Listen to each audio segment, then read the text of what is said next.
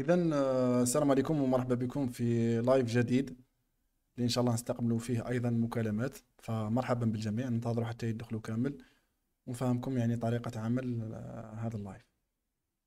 إذا مرحبا بالجميع مرة أخرى، إن شاء الله يكون لايف خفيف ونحاول أننا ن-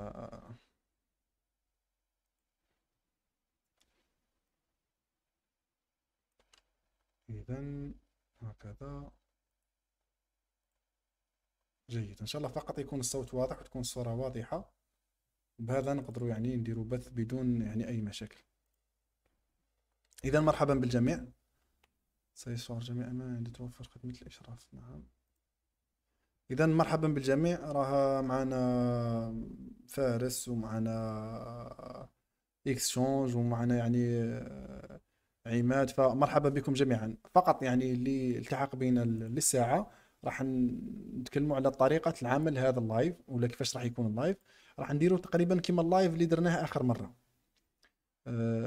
نحاولوا أننا نستقبلوا رسائل ولا نستقبلوا مكالمات عفوا على الواتساب، ونجاوبوا على التساؤلات تاعكم عن طريق يعني مباشرة. فتسمعوا انتم الرسالة ولا تسمعوا المكالمة الصوتية ويكون يعني الجواب مباشرة، وانا نحاول انني نخفي يعني الرقم تاع المكالمة، فما راحش يظهر الواتساب لما يكون الاتصال. راني فقط انا في الشاشة هنا نقدر نشوف يعني في البي سي، نقدر نشوف شكون اللي اتصل بيا وراح نستقبل يعني المكالمات كما درنا اخر مرة.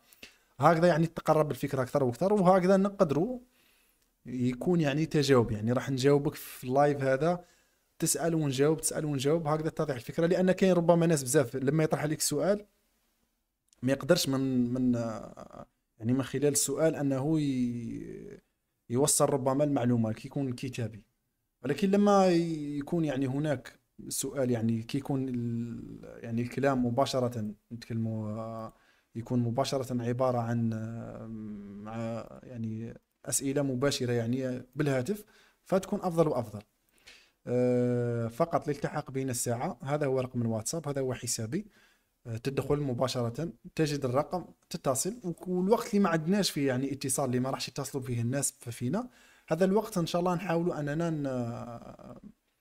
هذا الوقت ان شاء الله نحاولوا اننا نجاوبوا على الاسئله تاعكم اللي راح تجي في التعليقات. الرقم هو بليس 213 يعني زائد 213 555 24 26 90. هو مكتوب فقط بالعربيه يظهر هكذا، فانت راح يظهر معكم بهذه الطريقه. راح نكتب لكم هنا الرقم، وانا فاتح يعني الان حساب الواتساب اللي راح بيتصل فاتح مباشره، يعني تقدروا تدخلوا مباشره وتتصلوا بينا.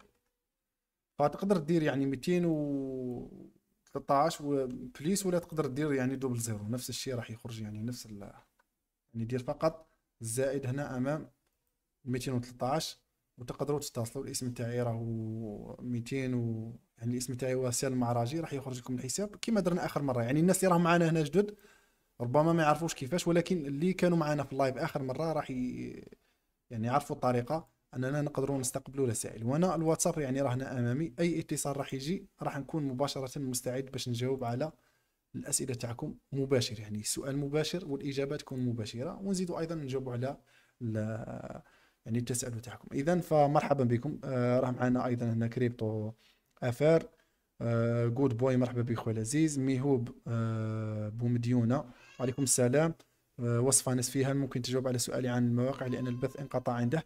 نعم. شو آخر مرة يا جماعة صار لنا مشكل يعني. آخر مرة كنا نتكلموا على، إذا نذكريني فقط، إذا أنت وصفة نفسية آخر مرة تكلمنا يعني آخر اتصال كان معاك انقطع عند حابين نديروا يعني منصات وديروا دي بلاتفورم اللي تقدروا من خلال هذه المنصات انكم تديروا محاضرات. فتكلمت يعني انا كنت تكلمت بزاف، من بعد لما شفت شاهدت اللايف مره اخرى لقيت روحي باللي الكلام هذا كله ما تسجلش، يعني خساره راح هذاك الكلام. فمشي مشكل يعني نقدروا نعاودوا واش تكلمنا اخر مره. آه نعم. انا وضحت دوره يوديمي، هل يمكن للجزائريين الشراء؟ نعم يقدروا بدون باي بال. لا لا، باليوديمي تدعم البطاقات البنكيه اللي معروفه حاليا نخدموا بها احنا كجزائريين، وتتعامل باي بال. يعني يوديمي راهي منصه كبيره وتتعامل عن طريق الباي بال. يوديمي ما عندناش احنا بطاقات للاسف جزائريه نقدروا نشرو بها، يعني ما كاش مازال ما عندناش خدمه الدفع. كاين فقط خدمه جديده دارتها واحد شركه ناشئه درت عليهم ديجا فيديو، شركه شارجيلي، انك تقدر دير موقع الكتروني وداروا بطاقه، وداروا يعني خدمه الدفع تكون عن طريق السييب، يعني البطاقه البنكيه سييب، وتكون عن طريق الذهبيه. ولكن هذه اضافه تكون موجوده في الووردبريس تقدر من خلالها انك تتكلم. فنجاوب مباشره على بركه الله. يعني نبداو، عندنا اتصال، نحاول اننا نجاوب على الاتصال. الو السلام عليكم. وعليكم السلام، مرحبا بك خويا العزيز. واش راك سالم صحتك لاباس؟ والله غير الحمد لله، تفضل خويا العزيز. الله يبارك فيك الله يحفظك. مم. انا راك الاول نشكرك خويا على المجهودات اللي ديرها، يعني ما شاء الله الله يبارك فيك. يبارك يعني فيك. الناس مليح بزاف. نعم ربي يجعلها في ميزان حسناتك ان شاء الله. ان شاء الله يا خويا. الله يبارك فيك. سالم، انا كان عندي نسقسيك على لاكارت. نعم نعم راني نسمع فيك العزيز. للاسف تقطع الاتصال، ماشي مشكل، تقدر تعاود تتصل بنا، ماشي مشكل. نعم كمل، تقطع الاتصال برك، عاود السؤال تاعك. كنت ندير سبونسور، كانت عندي كارت بايسيرا نعم كنت نخدم بها، ومن بعد هكذا سكروها لي، ما على باليش سكروها لي. دوكا والله ما فهمتش باش نخدم. سقسيت شحال من واحد، كي واحد عطاني واحد لابليكاسيون اسمها مايفين ولا اسمها، جربتها ما صلحتليش. ما فهمتش واش وين هي اللي راهي افيكاس دوك، وين نقدر نخدم بها سبونسور وما تغلقليش كيما نقول. ماشي مشكل. شوف دوك نحكي لكم ديجا على البطاقات البنكيه، ديجا غير كيما انسان اتصل بيا وصرا له واحد المشكل. انا على كل حال البطاقه البنكيه الافضل حاليا بالنسبه لي وبالنسبه للناس بزاف، يعني هذا ماشي رايي فقط، هي بطاقه وايز. ولكن مؤخرا راح نقطع الاتصال، ولكن مؤخرا يعني صرالنا واحد المشكل في البطاقه تاع وايز، هو ان والله ما سمعتكش، كان عاود لي برك وين البطاقه الحاليه اللي راهي مليحه. البطاقه الحاليه المليحه حاليا يعني هي وايز، وهي ارخص ومليحه وتقدر دير بها بزاف امور. ولكن مؤخرا كاين ناس بزاف، كاين ناس ماشي واحد ماشي زوج، حسابات تاعهم الاعلانيه ما قبلهمش البطاقه. يعني فيسبوك مرات هو فيه فوالا مشكل، يعني فيسبوك حتى هو فيه تمام. مشكل. وفيسبوك باش نكونوا متفاهمين، يعني باش ما يصرالكش مشكل، حاول انك تربطوا ببطاقه فيزا، ما تربطوش ببطاقه ماستر كارد، لان مايفين هذيك ماستر البلغاريه كارد هذيك راهي ماستر كارد. البطاقه ماستر الاماراتيه كارد الباي ما بول هذيك قبليش ما قبليش، كيف كيف ربطتها ما حبش يقبل لي. نفس الشيء ماستر كارد.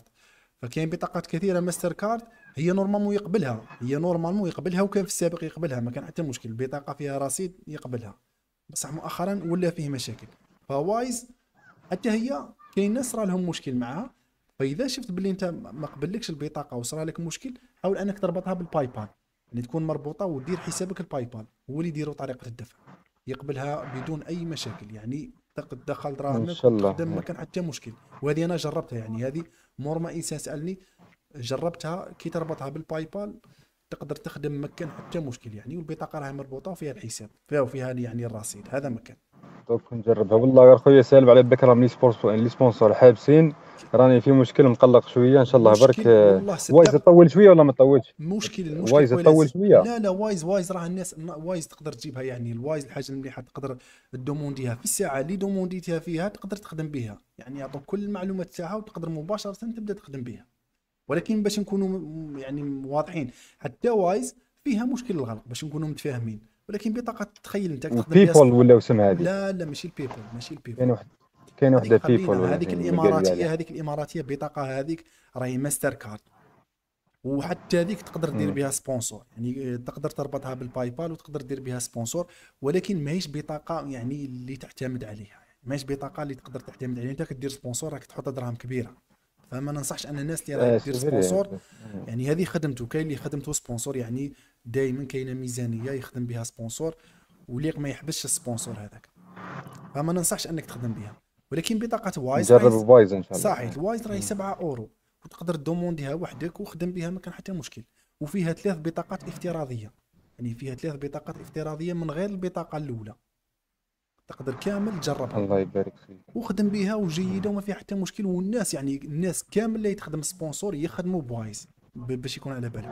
كاين مؤخرا قلت لك صرا لهم واحد المشكل، المشكل هذاك راجع يعني من فيسبوك، ماهوش مشكل من البطاقه. يعني البطاقه اصلا الناس اللي راه عندها البطاقه جاتهم رساله باللي تقدر دير بها اي تعامل، حتى دايرين باللي تقدر دير بها اعلانات فيسبوك، تقدر دير بها كلش. يعني البطاقه جيده. فيسبوك راك تعرف يعني حسابات الاعلانيه الله غالب فيهم مشاكل، هذه باش نكونوا متفاهمين. هي ولكن والله كانت بايسيرا ما شاء الله وقت فات يعني كان والله مليحه جامي بايسيرا جامي تغلقت ولا جامي ديرنييرمون كيحبسوها. بايسيرا، شوف بايسيرا كانت رقم واحد، كانت رقم واحد كانت وما رقم صرا واحد لنا حتى مشكل، وما كانتش مام با تغلق. يعني جامي صرا المشكل تاع الغلق الا واحد يروح يشري بها باغ اكزومبل عملات الرقميه الكريبتو هذيك، باين باللي يغلقوها لك. ومن بعد ظهرت وايز. وايز كانت شويه ما تبانش مع بايسيرا، كان دائما بايسيرا رقم واحد، ولكن مؤخرا بايسيرا صايره هي غاليه، راح صار لهم مشكل مع الشركه اللي تصنع لهم البطاقات، يعني راهم طايحين في مشاكل. بريسك فما سي بون ماهيش بريسك سي البطاقه بون اللي ننصحوا بها. وزادوا ثاني في الفري شويه، دونك اخدم بوايز، والله غير وايز تساعدك باذن الله، ما كان حتى مشكل. ان شاء الله ان شاء الله. الله يبارك فيك خويا سام، الله وفيك يجازيك ان بركه، شاء الله. شكرا لك. ربي يحفظك ربي شكرا. يحفظك خويا. فقط الناس اللي يتبعنا انا في اللايف الصوت راه واضح مسموع، برك اكتبوا لنا اذا يعني ما كاش تداخل في الصوت باش نقدروا نستقبلوا رسائل اكثر واكثر. دونك شكرا لك خويا العزيز. اذا فقط وين حبست عند وصفه نفسيه. باش نكونوا متفاهمين يعني افضل يعني يعني باش نكملوا الكلام. اخر مره تكلمت لكم على انسان اللي عنده يعني مجال يقدر يقدم فيه دورات تدريبيه، راه مجال يعني ما شاء الله مربح. ولكن ننصح يعني اللي راه عنده دورات انه يكون عنده هو الموقع الالكتروني الخاص به اللي يحط فيه الدورات، يعني افضل. ويزيد يروج، يعني راه الاعلانات يقدر يروج لنفسه في الفيسبوك، يروج لنفسه في الانستغرام. يعني كاين منصات كثيره انك تروج لنفسك وتجيب باذن الله مبيعات والناس يعرفوك. وانا نقول لكم باللي عندي 3 دورات في هذا المجال. يعني اخر مره تكلمت لكم كاين 3 دورات في هذا المجال. واش هي المنصه اللي ديروا انتم فيها يعني المحاضره تاعكم، تقدموا فيها المحاضره تاعكم؟ واش هما الحوايج اللي لازم يتوفروا فيه كانسان محاضر؟ يعني الانسان اللي يكون محاضر يعني بشكل او باخر راه يسوق لنفسه، يعني كاينه حاجه راه يقدمها وراه يدير التسويق لنفسه. فاللي راهو مهتم يعني راه كاين 3 دورات. هذه ال3 دورات يعني ممتازين جدا. اللي راه حاب يعني يتعرف عليهم ولا يتعرف كيفاش المحتوى تاع هذه الدورات، من بعد يقدر يتواصل معنا ونعطي له المحتوى تاع هذه الدورات. وراح يكونوا بمبلغ رمزي، يعني ما يتجاوز 1500 دينار باذن الله. تقدروا تحصلوا على هذه الدورات ممتازه، يعني راح تفيد الناس بزاف. نزيدوا نشوفوا خونا كريم. من فضلك احكينا بشيء من التفصيل عن الشراء والشحن من علي بابا حتى الوصول الى الجزائر. بون ماشي مشكل خويا كريم، هذا الموضوع يعني تكلمنا فيه بزاف، يعني تالمو تكلمت فيه حسيت باللي مستهلك اكثر واكثر. آه، الشراء من علي بابا راه ما كاش حاجه اسهل منها، ولكن المشكل تاعنا هنا كجزائريين هو في الشحن. يعني الناس كامل في العالم، يعني في دول كثيره ما عندهمش مشكل تاع الشحن، ولكن احنا في الجزائر عندنا مشكل تاع الشحن. علي بابا يعني الموقع يوفر طرق تاع شحن اللي تقدر انت تشحن من علي بابا بدون يعني وثائق. يعني هو ما يتكلف، الفورنيسار هو اللي يشحن لك السلعه ويقدر يجيبها لك حتى لباب البيت. يعني كاين طرق الشحن كثيره، الفوب الاو اكس او، يعني كاين واحد الطرق شحن تزيد شويه تخلص، ولكن ما تخافش السلعه تاعك مضمونه، يضمن لك السلعه باش تكسر، اذا تكسرت يعوض لك. يعني يعني مسهلها علي بابا في بزاف امور حتى تلحق لك الباب البيت. ولكن المشكل ان كل هذه الطرق اللي راه يوفرها علي بابا يعني كلها ما تصلحش معنا في الجزائر. يعني عندنا قوانين شويه صارمه بزاف في هذه الجانب. فباش تدخل السلعه انت من علي بابا عندك طريقتين فقط: يا انت يكون عندك وثائق، وحتى هذه فيها مشاكل، يعني يقدروا الاجراءات هذوك شويه صعب ويدوا الوقت. يا انك تشوف شركه شحن. شركه شحن يعني مضمونه، اللي ما عندوش وثائق وما عندوش يعني سجل تجاري ومش حاب يدخل في الاجراءات، افضل شركه شحن. ولكن حتى في شركه شحن هذه المشكل هو في الكميه، يعني شركه شحن ما يشحنوش اقل من 2 سيبيه. هذا هو المشكل الحقيقي اللي الناس تعاني منه. فهنا اللي قد تكون يعني تدخل مع انسان شريك واحد، ناس اللي تحسهم يكونوا ثقه وتعرفهم وتخاف ما يصرالكش مشاكل، تقدر تعتمد عليهم في هذه الجزئيه. فتجي معاهم السلعه عن طريق شركه شحن، يعني 3 عباد ولا 4 عباد يتفاهموا يتعاونوا، قال احنا نشحنوا مع هذه الشركه شحن ونكلفوا واحد فينا. ولكن تبقى دائما هذه الامور مبنيه على ثقه. والجروب اللي فتحنا في التليجرام كاين بزاف يعني مبادرات من عند ناس راهم يحوسوا زعما حابين يجيبوا سلعه ويحوسوا يدخلوا يعني يكونوا شركاء مع بعضهم يخدموا مع بعض. ولكن انا ما نكذبش عليك في الامور هذه نخاف باللي يوقع بزاف تحايل. فما ننصحش يعني انك انسان فقط تعرفه يعني في جروب ما تعرفوش شخصيا تروح يعني تكون معه شريك. فينصح اذا حاب تخدم وتجيب سلعه وتلقى انسان شريك تتعاون معاه، شوف واحد اللي تعرفه وتتلاقى به ويكون انسان ثقه باش ما تطيحش في النصب والاحتيال. هذه من جهه. من جهه ثانيه يعني كاين جروبات تاع تيليجرام اللي يقدروا يجيبوا كميه قليله، اللي عنده راس مال صغير وراح يبدا يعني حاجه قليله. ماشي شرط انك تجيب من الي بابا، جيب منه من الجزائر ودي هذيك الفائده الصغيره حتى تكبر راس مالك، ومن بعد تفكر فيها يعني في المستقبل كخطوه اخرى. فهذه راهي مهمه جدا. خويا فارس مرحبا بك. اظن ان اللي رفضت لهم وايز خاطرش ما كانش عندهم فيها دراهم. نعرف واحد ما حبتش كي حط فيها دراهم قبلت حساب كلامه، والله اعلم. لا لا خويا فارس، يعني واحد البارح ولا اللي قبله اذا مانيش ناسي اتصل بيا البطاقه تاعو كان يخدم بها ورفضها له فيسبوك، وسقسيته على هذا السؤال قلت له اسكو كان فيها دراهم ولا ما كانش فيها دراهم. كي رفضها لي قال لي لا لا البطاقه فيها دراهم وراني نخدم بها من قبل وصرا لي هذا المشكل. فقلت له روح جرب هذه الطريقه باذن الله راح تنجح معك، يعني ربطها بباي بال و... وجرب وشوف، فان شاء الله نجحت مع الطريقه ما كان حتى مشكل. خويا جود بوي. خويا العزيز مام بيبول. نعم بطاقة بيبول، ولكن نتكلموا على الناس. الإنسان هذا اللي اتصل بيا مثلا الآن هذا راه يدير سبونسور بشكل يعني متكرر. علاش ديجا سمعت واحد الكلمة نورمال راه قالها، قال لك أنا راني مقلق كيما نش ندير سبونسور، لأن العمل تاعو راه مبني على السبونسور.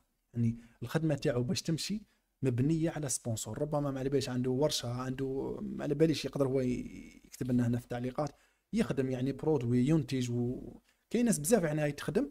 ف سبونسور راه مهم باش الخدمه تاعو تمشي، فاذا ما حبس له سبونسور يعني الخدمه تتعطل. الخدمه تتعطل. دونك هذا الغلق ولا هذا المشكل يعني راه يخسر ناس بزاف. لهذا يعني مشكل كبير. وبايسيرا يعني ما كانش في الحق يعني في السابق ما كانش في هذا المشكل، كانت يعني جيدة، ولكن للأسف حتى هي راهي جود بوي صوت واضح. فون شوب شكون يشحن له ثقة من علي بابا؟ شكون يشحن له ثقة؟ يعني جيستومون انا تكلمنا على مسألة الثقة. الثقة هذه اللي رانا يعني اللي راهي مخليتنا يعني ما نقدروش نعينوا أسماء بعينها. سعيد سعيد السلام عليكم ورحمة الله وبركاته. خويا سالم نسقسيك ما عرفتش نخدم بالجاو لوجين مين يشرح لنا طريقة العمل؟ والله يا خويا سعيد غير راني داير فيديو هضر على جاو لوجين، يعني فيديو راه قديم شوية بالك عنده أكثر من عام، ولكن لما ندخل للموقع هنايا ونشوف الموقع ما تغيرش يعني تقريبا بقى كيما هو، وفيه اضافات وكاين ناس يعني موش صعيب. جاولوجين ندخل للسيت جاولوجين بوان كوم انسكري وما تانسكريش بالجيميل تاعك، راه كاين حاجه واسمها اصبر تشوف اسام اكتب دير هذا خدم بهذا اسمايل دقيقه يعني بالعربيه باش ما نغلطش. اسمايل برو، اسمايل برو. ادخل هنا عند ادفانسد هنا يظهر لكم نورمال من الصوره. فهذا الموقع نخدم به يعني ما كان حتى مشكل. واش راه يمد لنا هذا الموقع؟ صبروا برك نستناو تطلع لنا الصوره. يمد لنا الايميلات، يعني هذا جيميل وتقدر دير مئات الجيميلات. واش تدير انت؟ تنسخ الجيميل هذا تدخل جاو لوجين تفتح حساب بهذا الجيميل، وهنا الانبوكس يعني هنا راح توصلك الرساله تاع التفعيل، تفعل وتخدم عادي. الارقام تاع الهواتف ما تخدمش، يعني الهاتف اللي دايرينه هنا يعني ما يمشيش، ولا كارت هذو ما يمشوش كامل، يعني هذو ما يمشوش ولكن الجيميل احنا واش نحتاجو جيميل. نفتح موقع جاو لوجين ندخل الجيميل نانسكري تصلني الرساله نفعل نبقى نخدم بجاو لوجين. يتقفل الجاو لوجين ننتهي من الجاو لوجين يعني هذاك الحساب الجيميل نعاود ندير ريفريش ولا ندير اكتواليزي نعاود نفتح جيميل جديد بهذه الطريقه ونبدا نخدم به يعني ما كان حتى مشكل. هذه الطريقه اللي تخدم بها.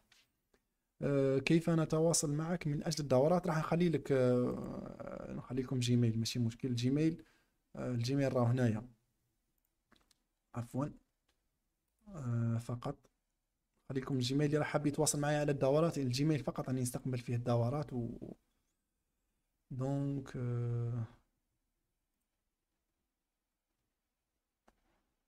دقيقة فقط. المنتدى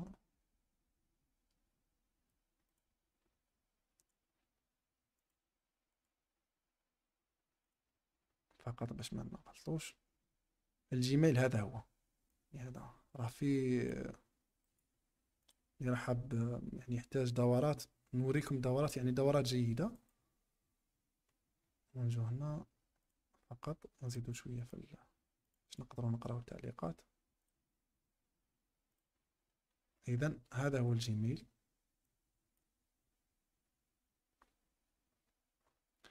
وين نخلي لكم الرسالة هنايا. يعني اللي يحتاج دورات يقدر يرسلنا هنا في هذا الحساب سالم بيبقى. إذا وين كنا؟ نكملوا فقط يعني الإجابة على الأسئلة. إذا فهمتني خويا سعيد، أخدم بهذه الطريقة بإذن الله ما كان حتى مشكل. نورمالمون خليت لك الايميل، اعطيني جروب تاع تيليجرام خويا. الجروب تاع تيليجرام جماعه راه سالم ديزاتيب، الجروب تاع تيليجرام تاعنا اللي انا فاتحينه دوك خلي لكم حتى هو الرابط تاعو ماشي مشكل. نحاول نخلي لكم الرابط تاع الجروب تاع تيليجرام اللي راح حاب يدخل. راه كاين ناس بزاف، ولو انني وقفت يعني الخدمه تاع للاسف الشديد. يعني احنا الجروب والله صراحه لما فتحت الجروب فتحته لحاجه واحده، فتحته ان الناس تتبادل يعني الخبره في المجال تاع التجاره الالكترونيه. الشحن اللي حاب يجي من الصين، اللي حاب يعني يعرف المنتجات الرابحه، اللي عنده طريقه عمل يساعد بها الناس. درنا هذا هو الهدف كان من الجروب. ولكن للاسف كاين ناس بزاف يبارطاجوا حوايج شخصيه. واحد عنده صفحه تاع فيسبوك ما عندها حتى علاقه يحطها في الجروب يبارطاجيها. واحد عنده ما على باليش انايا صفحه تاع الانستغرام، واحد عنده حساب شخصي، واحد عنده برودوي يحطها، فماشي هكذا. فوقفت دي ميساج، يعني ما تقدرش تبعث لي ميساج الا الميساج فوكال. يعني اللي حاب يتواصل في الصفحه حاليا يعني نخلوها فتره من بعد نعاود نرجع الامور كما كانت. اللي حاب يعني يتواصل عن طريق ميساج يقدر يخلي ميساج فوكال ونجاوبوه ايضا بميساج فوكال. كاين ناس يعني بزاف في الجروب، راه فيه تقريبا 3200 ولا اكثر يعني متابع ومتفاعل. تقدروا يعني تدخلوا الجروب. انا خليت لكم هذا هو الجروب يعني سالم ديزات تيب من الاخر يعني اس سالم ديزات تيب اس، يعني يخرج لك هكذا. الاس راهي ما فهمتش علاش جات هكذا. بون نزيدو نكملو نقراو وين راهي مانا لي علاش ماكش ترد اخويا على سؤالي. والله وراه سؤالك يا الاخت نرد على ما هي طريقة البدء في الاستثمار في العقارات. ماشي مشكل يعني سؤالك راه السلام عليكم، سقسيك من قبل ما جاوبتش ما هي طريقة البدء في الاستثمار. ماشي مشكل، ما شفتش السؤال تاعك الاخت ونجاوب يعني في كل هذه الامور. اول حاجه ما عنديش معلومات على العقارات، يعني الاستثمار في العقارات صراحه ما عنديش معلومات عليه كيفاش. ولكن العقارات من بين المجالات المربحه، يعني ما كاش حاجه مضمونه وفيها الربح وفيها الفائده كما العقارات. ولكن انا شخصيا ما عنديش معلومات يعني كيفاش يكون في الاستثمار. يعني هل نتكلموا على الاستثمار يعني الرقمي، يعني كاين زعما دي سيت تقدروا تدخلوا ليهم وتشوفوا، ام يعني الاستثمار في ارض الواقع؟ في ارض الواقع صراحه ما عنديش خبره واحده وما عنديش فكره كبيره على كيفاش يتعاملوا. ولكن كاين يعني العقارات فيهم يعني مجال. كاين يعني الفكره اللي ربما البسيطه اللي عندي لي بروموتير، يعني سقسوا على لي بروموتير كيفاش يخدموا. لي بروموتير باغ اكزومبل يجوا 5 ولا 6 عباد يشروا قطعه ارض كبيره هذيك، ويجيبوا ان بروموتير يخدم هذيك القطعه، يدير فيها عماره مثلا فيها 6 ولا 7 تاع لي زيتاج، ويدير لتحت يعني المحلات. وهذه العماره كامل راه داخل فيها الناس اللي شراو القطعه تاع الارض هذيك، وداخل فيها حتى البروموتور يدي بورسونتاج. ومن بعد هما هذيك العماره كيما دار تيكروها وفيها يعني دراهم كبيره. ولكن الاستثمار في العقارات حتى هو يحتاج ان الناس يكون عندها دراهم كبيره، يعني ما يقدرش انسان يدخل في هذا المجال وما عندوش دراهم وراس مال كبير. ف صراحه ما عنديش معلومات كثيره عليها. ولكن تقدروا تحوسوا على لي بروموتير اللي يشوفوا هذا النوع من الصفقات وهذا النوع من العقارات باش يكون عندهم مداخيل وعندهم ارباح. اذا جماعه اللي حاب يعني يكون عنده تداخل واستفسار عن طريق الاتصال، راه الحساب تاع الواتساب مفتوح، يقدر يتصل. يعني مادامنا هنايا في اللايف على الاقل نجاوب على بعض الاسئله. فمرحبا بالجميع، ان شاء الله الصوت راه واضح يعني ما فيش تقطيع سواء في الاتصال يعني ولا في اللايف هذا. بون نورمالمون خويا العزيز جود بوي نورمالمون جاوبناه. بيبول هذيك صح، صوت واضح. شكون يشحنوا ثقة من علي بابا؟ نورمالمون جاوبناه. السلام عليكم ورحمة الله وبركاته. السلام سقسيك ما عرفتش نورمالمون جاوبت هذا السؤال. عطينا جروب تاع تيليجرام راني نورمال. اهلا وسهلا بك حسين، ربي يحفظك. والاخوه الكرام انني احبكم في الله، والسلام عليكم ورحمه الله تعالى وبركاته. مرحبا بك خويا ابراهيم الإخوة الكرام أني أحبكم في الله، أني أحبكم في الله، ما فهمتش واسمه. فمرحبا بكم يعني إبراهيم، من الناس اللي يتابعونا و... وناس يعني من الناس ملاح اللي عزاز علينا، فربي ينورك خويا إبراهيم، يعطيك كل خير. مانا ماما مانا، علاه ماكش ترد؟ أنا جاوبتك الأخت يعني، وما شفتش يعني السؤال، فسمحوا لي. لا غالب ما كان مرات يعني يروح لنا السؤال، نفس السؤال تكرر. حبيب أمينة، السلام عليكم خويا الله يحفظك. تكلمنا على شركة شحن مليحة وموثوقة مثل شركة دياشال وفيدكس. دوك نتكلم لكم على هذه النقطة فقط، بالفيدكس والدياشال واش يصرى معها. دوك نقول لكم هنا في الجزائر واش يصرى مع هذه الشركات. يعني ما دام عندنا شوية وقت نجاوبوا على هذه الشركات. كاين ناس بزاف ربما حاب يدخل هذا المجال ويسمع كلمة دياشال وفيدكس، هما شركتين عالميتين، يعني نتكلموا على شركتين عالميتين. ولكن اللي غندير واحد المعلومة في راسنا، الشركات تقدر تكون عالمية وفي مكان آخر تكون جيدة جدا، ولكن الفروع تاعنا في الجزائر مثلا تقدر تكون ماشي هي نفسها اللي متواجدة، يعني الشركات في أوروبا ولا متواجدة في أمريكا ولا متواجدة في الصين ولا في أي مكان آخر. فالشركة اللي عندها سمعة صح يعني راهي معروفة، وفي ديكس راهي شركة كبيرة، ودياشر حتى هي شركة كبيرة، ولكن للجزائر في الجزائر للأسف ما هيش بهذيك السمعة باش يكون على بال. كاين ناس بزاف اتصلوا بيا، جابوا مع هذه الشركة، والشركة قالت لهم بلي نقدر نجيب لكم كميات كبيرة، ولما وصلت السلعة هنا للجزائر تحجزت، يعني السلعة هذيك تسيزات وطاحوا في المشكل هذا، وما قدرتش هذه الشركة تخرج لهم السلعة تاعها، فاضطروا انهم يروحوا يشوفوا شركة شحن ويشوفوا وسيط شحن باش يقدر يجيب لهم السلعة، وزادوا خلصوا الدراهم، زادوا خلصوا هذاك الوسيط باش يريكيبيروا السلعة تاعهم. هذه الشركات اللي هي دي اتش ال والفيدكس تقدر تجيب معاها، ماشي ما تقدرش تجيب معاها، ولكن ماشي شركة اللي تعتمد عليها في انك تجيب كميات كبيرة، يعني تقدر تجيب كميات قليلة. زيادة على ذلك السعر تاع الشحن تاعها غالي. فاللي راح حاب مثلا يجيب مع هذه الشركه دي اتش ال ولا فيدكس ولا غيرها من الشركات، ما ننصحش انه يجيب. تقدر تجيب مع شركه شحن جزائريه وتجيب في الشحن الجوي وتطيح لك السومه خير وخير من فيدكس وخير وخير من دي اتش ال. علاه راه صار لنا هذا المشكل؟ لكن نفهم واحد النقطه، الجمارك الجزائريه ولا القوانين الجزائريه هنا تحترف فقط بالسجل التجاري الجزائري، وهذو الشركات ما عندهمش سجل تجاري جزائري لانهم اصلا شركات اجنبيه.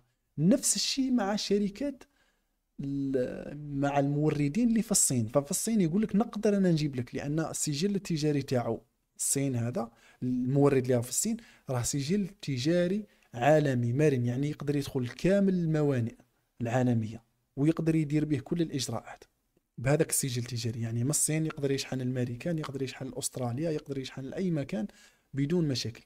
ولكن هنا الجزائر، الجمارك الجزائريه والله اعلم، يعني انا على حد علمي في هذه القوانين ان الجمارك الجزائريه والقوانين الجزائريه في هذه الجزئيه بالتحديد تعترف فقط بالسجلات التجاريه الجزائريه، ما تعترفش بسجل يعني دولي اللي تقدر تدخل به كلش، يعني ما تتعاملش بهذا الامر.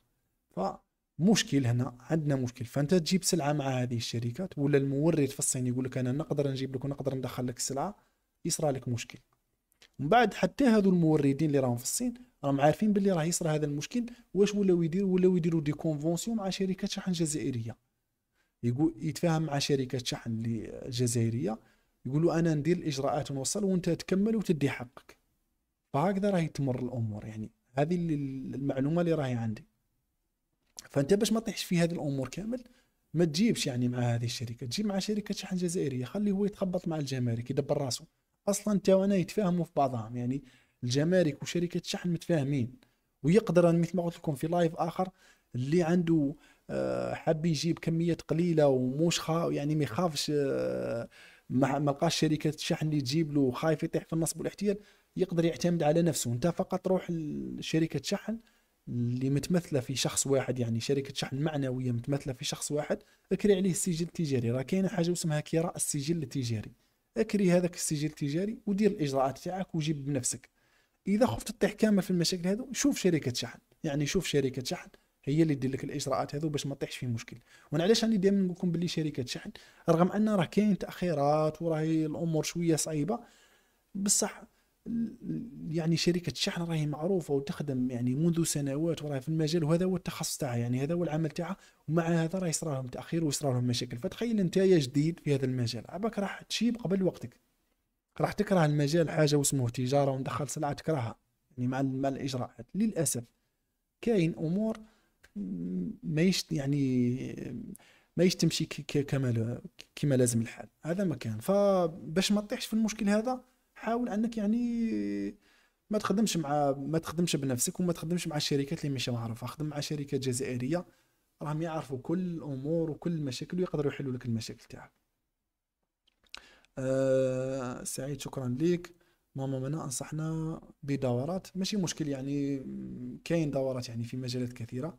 الا نقدروا هنا مثلا نفتحوا فقط واحد الملف نشوفوا منه بعض الدورات اللي راهم مهتم يعني في الامور مثلا تاع العقارات ولا غيرها. نشوفوا بعض الدورات يعني مادام رانا في هذا اللايف. فقط نذكركم اللي راه حاب يعني يتصل، راهي فرصة يعني تقدر تتصلوا على الواتساب، نستقبلوا الرسائل تاعكم بدون أي مشاكل. فمرحبا يعني، فقط اتصلوا راح نجاوبوا إن شاء الله، ما كان حتى مشكل.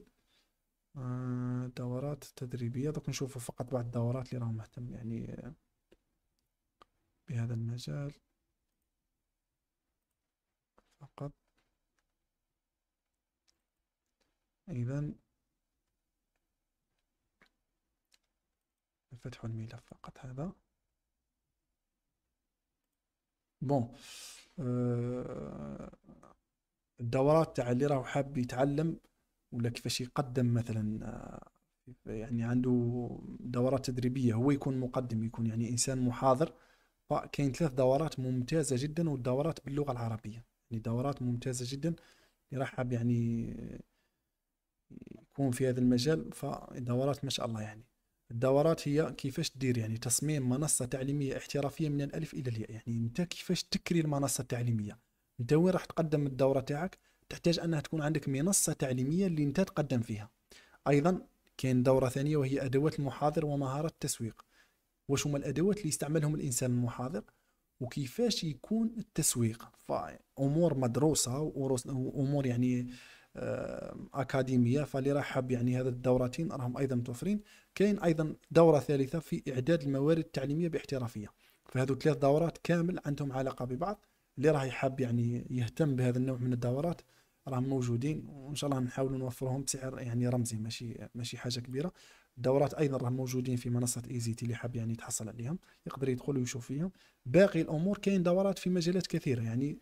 في المجال اللي راح حاب يخدم فريلانس كاين دورات في الموشن جرافيك، كاين تصميم واجهة تجربة المستخدم يعني ادوب اكس دي، كاين تصميم الهوية البصرية، كاين فوتوشوب، كاين انفوغرافي يعني، كاين ادوب الستراتور، كاين ادوب ان ديزاين، كاين بلندر يعني 3 دي اللي حاب تخدم التصميم ومهتم شويه بالالعاب والامور هذه، كاين ادوب افتر ايفكت، ادوب بريمير، كاين ادوب انيميشن، كاين التصوير الاحترافي باستخدام الموبايل، كاين لوتوكاد 2020 ايضا يعني اللي حاب يتعلم، كاين 3 دي ماكس يعني الناس اللي تعرف هذا المجال. 3 دي ماكس ايضا مجال ممتاز جدا، ولكن يحتاج يكون عندك بي سي قوي. كاين ايضا يعني برامج الاوتوديسك مايا اللي تقريبا كيفو كيف 3 دي اس ماكس. كاين دمج الصور يعني كيفاش الانسان يخدم بهذا دمج الصور، ولا انها الان راه كاين الذكاء الاصطناعي. كاين الانفوغرافيك الاحترافي، الانفوغرافيك ديزاين. كاين لغات البرمجه عندك البايثون. عندك ايضا اللي حاب يتعلم اندرويد ستوديو كيفاش يخدم التطبيقات الاندرويد ايضا موجوده. اللي حاب يتعلم الريسكين ايضا موجود. اللي حاب يتعلم الفاير بيس ايضا راه موجود. اعلانات فيسبوك، اعلانات جوجل ويوتيوب، اعلانات تويتر، سناب شات وتيك توك. كاين الايميل ماركتينج يعني التسويق بالبريد الالكتروني.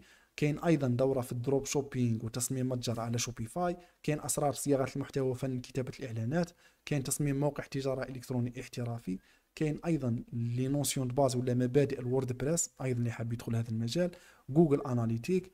كاين كيفاش تتعلم البرمجه، سي اس سي اس سي اس اس 030. كاين جافا سكريبت ايضا حاجه مليحه. كاين البي اش بي عفوا بروغرامينغ يعني اللي حاب يتعلم البي اش بي. كاين الاتش تي ام ال 5. هادو كامل يقدروا يجوا مع بعضهم. جافا اس او، كاين بي اش بي ايضا بروغرامينغ ايضا موجوده. اللي حاب ايضا يتعلم كيفاش يخدم تطبيقات الخاصه بالايفون وخاصه بابل اللي هي سويفت فور باسيك، كاين ايضا سويفت فور ادفانسد. كاين الجيت هاب يعني ايضا حاجه مطلوبه جدا. لغات البرمجه كاين الكوتلين، كاين فلاتر، يعني كاين لغات انا ما نعرفهم صراحه. كاين لارفل، كاين الماي سكويل ايضا يعني في الداتا بيز. فكاين يعني دورات كثيره، لو كان نبقى نذكر لكم يعني دورات كثيره برمجه المواقع والتطبيقات.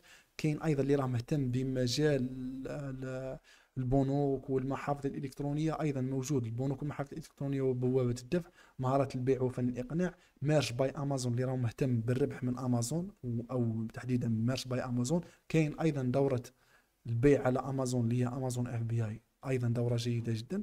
كاين يعني دورات اخرى في مايكروسوفت يعني الويندوز ومايكروسوفت وورد والاكسل، يعني هذو الامور البسيطه، ولو ان هذو ما تحتاج انسان انه يدير فيهم دورات، يعني موجودين يعني في الانترنت. فموجودين تصميم منصه تعليميه هذو تكلمنا عليهم. ايضا كاين يعني اللي حاب يتعلم سيسكو، اللي حاب يتعلم تصميم برامج التجسس يعني الكي لوجر، اللي حاب يتعلم برامج الاختراق والحمايه. ايضا مجالات قويه، يعني نتكلموا على الامن السيبراني راه موجود، ومن بين الوظائف اللي راح تكون يعني في المستقبل يعني سايبر سيكوريتي ايضا راه موجود. اللي حاب يتعلم الاستثمار والمضاربه والتداول في البورصه ايضا موجود. اللي حاب يتعلم الفوركس والتداول في العملات الاجنبيه ايضا راه موجود. وكاين حتى يعني الذكاء الاصطناعي، راه كاين عندنا دورات في التعلم الآلة يعني الماشين ليرنينغ. وكاين يعني الخوارزميات تاع الذكاء الاصطناعي اللي حاب يعني مهتم بهذا المجال. كاين الديب ليرنينغ ايضا التعلم العميق. وكاين البيج داتا ايضا البيانات الضخمه. وكاين ايضا اللي حاب يتعلم البرمجه وتركيب التشغيل الاردينو، هذاك اللي يخدم لي روبو صغار. ف كاين امور كثيره. شوف انت المجال اللي راك حاب تبدا فيه، وكلها مجالات يعني ما شاء الله عليها يقدر الانسان يبدا فيها. وانا نحاول اننا نوفروا حزمه، لان وفرت حزمتين من قبل يعني فيها تقريبا كامل برامج ادوبي اللي حاب يتعلمهم في حزمه واحده. ودرنا ايضا اللي حاب يتعلم مثلا الاعلانات والتجاره الالكترونيه والبيع، فن البيع والامور هذه ايضا موجوده في حزمه يعني باكي اكثر من 7 دورات مع بعض، درناهم بمبالغ رمزيه. فاللي راهم مهتم يقدر يراسلنا في الايميل اللي رسلت لكم من قبل. نصحنا بدورات نورمالمون هذه. هل فيه موقع اضع فيه دوره ويدعم الدفع بالبطاقه الذهبيه في الجزائر؟ نعم كاين مواقع، وانا نتكلم لكم جماعه. كاين اللي راح بار اكزومبل وصفه نفسيه، انتم مثلا حابين ديروا دورات مثلا تدريبيه في مجال معين، على بالش واش هو المجال تاعكم، ولكن عندكم واحد الحاجه بالك البارح كي درنا اللايف الاخير يعني متمكنين يعني من اللغه هذيك، اللغه اللي يعني السلسه ماهيش اللغه الفصحى، يعني نتكلموش على اللغه الفصحى، ولكن اللغه اللي يقدروا يفهموها ناس بزاف ويقدر انسان يقدم بها يعني محاضره اللي كامل الناس يفهموها. فاللغه يعني من ناحيه اللغه عندكم اللغه هذيك، فحاجه مليحه. فاذا عندكم يعني دوره ودرتوا موقع ولا متجر ان صح التعبير الكتروني تقدموا في هذه الدورات، تقدروا ديروا طريقه الدفع ان الناس تخلص بالبطاقه الذهبيه، فتساعدكم كثيرا. كما تقدر تخلص يعني بالبطاقه البنكيه الجزائريه سي اي، هذيك ايضا تقدروا تخدموا بها. فكاين يعني هذه الخدمه تقدروا تبحثوا عليها. وكاين درجه درت لكم فيديو عليها من قبل، منصه اسمها شارجيلي، اي باي شارجيلي الله اعلم يعني من شغل. عندهم اضافه في الوورد بريس، عندهم اضافه في الوورد بريس تقدروا الناس باش تدخل تشري الدورة مباشرة، يعني تشري الدورة عن طريق سواء بالباي بال ولا أي بطاقة فيزا كارت. واللي ما عندوش هذه الأمور كامل يقدر يشري بالذهبية والبطاقة البنكية الجزائرية سي، يخلص يعني بالدينار الجزائري والأموال تاعكم تروح في الحساب البنكي مباشرة. جود بوي، شكرا جزيلا أخي الكريم. نزيدو نقراو لأن كاين الأسئلة كثيرة. فقط يعني نذكروا اللي راه مازال عنده استفسار يعني اللي حاب يسأل يعني الاستثمار التقليدي تعطينا مكان فيه دورات، ماشي مشكل. هاد الدورات اللي ذكرتهم يعني عفوا راهم مهمين. اللي راه يعني مهتم يقدر يسألنا على أي دورة نقدر نوفر. العقارات تحتاج دراهم كبار وخبرة إدارية في المجال. نعم أخويا فارس هذه أكيد. كاين منصة تسمح لنا شراء الأسهم الأمريكية في سبوت ماشي فيوتشر يعني. نعم فقط باش تفهموا واش راه يقصد يعني يتكلم فارس هنا على التداول. سبوت والفيوتشر. يعني تسمعوا بهذا المصطلحين في التداول. انا التداول ما نعرفش فيها بزاف، يعني عندي معلومات بسيطه جدا.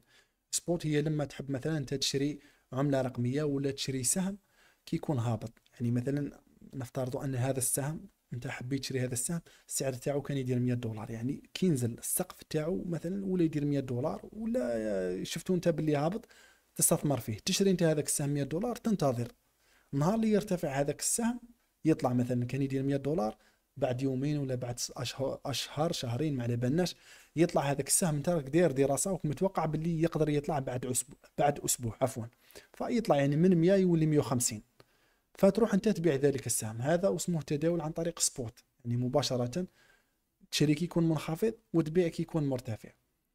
الفيوتشر هو لا، العكس، هو انك تشري الصفقه ككل، تقدر تكون رابح فيها في الخساره، كما تقدر تربح فيها وهي خاسره هذه الصفقه، كما تقدر تربح فيها وهي رابحه.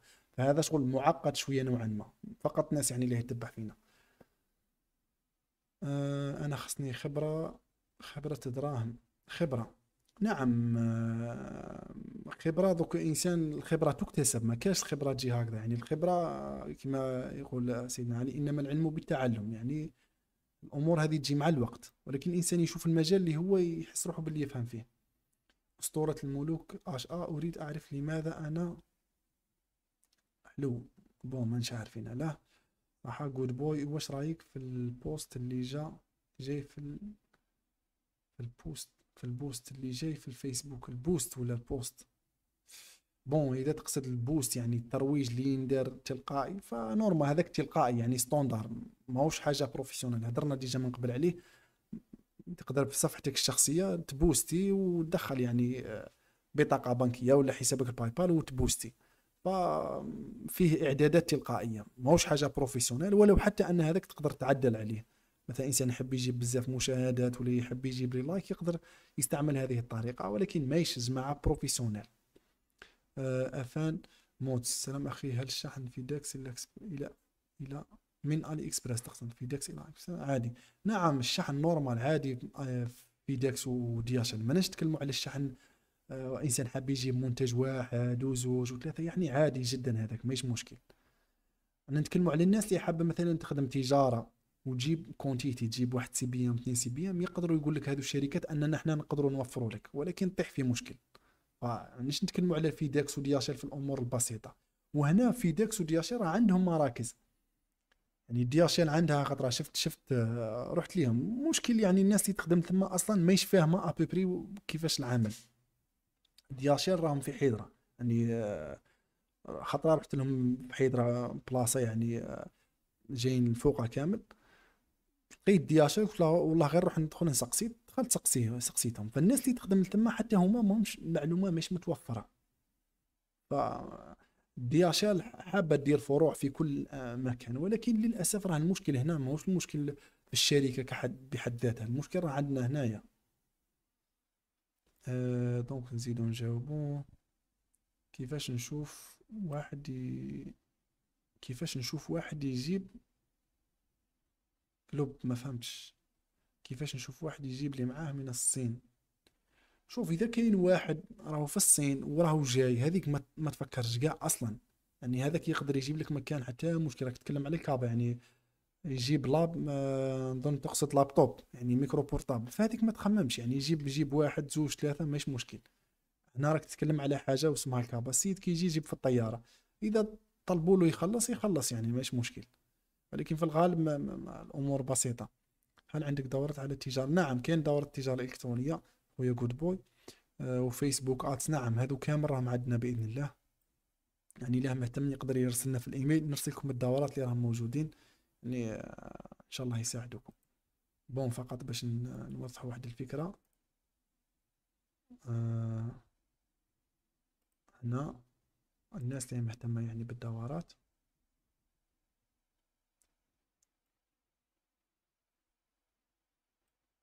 هذه كاين هذو زوج دورات اللي عرضتهم انا، بكون نوضحكم نفهمكم فقط كيفاش. بون الدورات هذو كامل يعني باك كامل، هذا اللي حاب يدخل مجال فريلانس، يعني اي مجال من هذه المجالات يقدر يكسبك دراهم.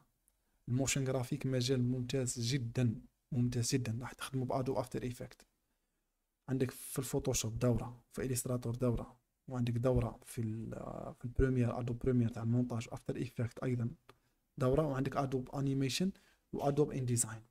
هذو كامل يعني درناهم بمبلغ رمزي اللي هو 2000 دينار. وهذو ايضا اللي راح حاب مثلا نتكلموا على اعلان، يعني الحساب التجاره الالكترونيه حاب يخدم، عندك اعلانات فيسبوك وانستغرام كيفاش ديرهم، ايضا هذا اعلانات جوجل ويوتيوب يعني اللي راه مهتم بهم، الاعلانات ايضا تويتر سناب شات تيك توك، والايميل ماركتينج يعني التسويق بالبريد الالكتروني. وهنا عندنا دروب شوبينج، هذه ممتازه، دروب شوبينج وتصميم متجر الكتروني على شوبيفاي، يوري لك كيفاش دير متجر الكتروني على شوبيفاي. ومن بعد في الاخير عندنا اسرار صياغه المحتوى وفن كتابه الاعلانات، هنا نتكلموا على الكوبي رايتنج كيفاش يندار. وفي الاخير كاين مهاره البيع وفن الاقناع، يعني كاين واحد الاساليب واحد الطرق اللي تكون تعرفها. هذه الامور يعني دورات مدروسه، والناس اللي تقدم هذه الدورات يعني محترفه، فاللي راهو مهتم يعني الدوره هذه وهذيك، هذه يعني 10 دولار، والثانيه ايضا يعني الحزمه الثانيه 10 دولار. اللي يدي علينا الدورتين للزوج نزيدو نعطوا له بروموسيون، يعني كاين حقيبه مصمم فيها اكثر من 1 تيرا بايت، يعني اللي هو مهتم يقدر يتحصل عليها. اذا نزيدوا شويه يعني نجاوب على اسئله ونحاولوا نوقفوا اللايف. اذا اي انسان عنده سؤال حاب يعني يتصل بنا مباشره على الواتساب يقدر يتصل. والفيسبوك اذا عندك خويا دوره في التداول مهتمه، نعم اللي راه مهتم في التداول انا خليت لكم جماعه الايميل. هذا هو الايميل، يعني اللي حاب يعني يتواصل معنا يجي لهذا الايميل يرسل لنا يعني الدورات اللي مهتم بهم، راح نعطيكم اكثر من دوره، يعني المجال اللي راكم مهتمين فيه نديروا فيه اكثر من دوره، ونديروا له مبلغ يعني رمزي، مبلغ 10 دولار على كل الدورات اللي راهم عندنا في المجال هذا. اذا هذا واش كان في اللايف. اللي راح حاب يدخل معنا في مكالمه يقدر يتصل، اذا ما كاش يعني نورمالمون هذه كل الاسئله اللي كانت كاينه جاوبنا على معظمها. ان شاء الله نزيدوا نديروا يعني في المستقبل نزيدوا نديروا دي لايف من هذا النوع. فقط اللي راهو دخل جديد معنا الفكره تاع اللايف هو اننا تكون هناك اسئله نجاوبوا عليها كما هذه الاسئله راهي موجوده هنايا، وفي نفس الوقت تكون هناك مداخلات عن طريق الواتساب، يعني نقدروا نجاوبوا عن طريق الواتساب بالحساب تاع الواتساب اللي راني فاتحه الان، نستقبل فيه المكالمات. من بعدها بعد ما نكملوا اللايف نغلق الحساب تاع الواتساب، يعني يكون فقط مفتوح اثناء اللايف باش يعني تتصلوا بي على المباشر وتكون هناك اجابات على المباشر. فهذه هي الفكره تاع هذا اللايف، وهي على كل حال من اقتراحاتكم. فشكرا لكل اللي كانوا معنا في هذا اللايف. ان شاء الله كان لايف خفيف، وان شاء الله كانت هناك افاده، فشكرا للجميع.